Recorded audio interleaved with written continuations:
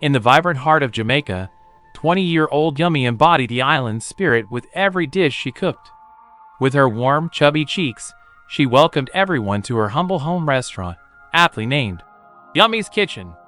The fragrant aroma of jerk chicken and fresh callaloo wafted through the air, making the locals linger long after their meals. Yummy had earned her nickname not just from her love for food, but from the way her cooking brought joy to her community.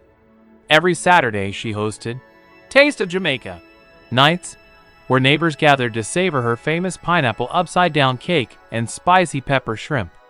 One day, a food critic from the city stumbled upon Yummy's Kitchen while exploring the lively streets. Intrigued by the laughter and delicious smells, he ventured inside. As he tasted Yummy's signature dish, the hearty curry goat, his eyes lit up. "This," he declared, "is the real essence of Jamaica." Word spread like wildfire, and soon, her little restaurant was overflowing with patrons. Yummy's Kitchen became a must-visit, not just for the food, but for the love woven into every meal.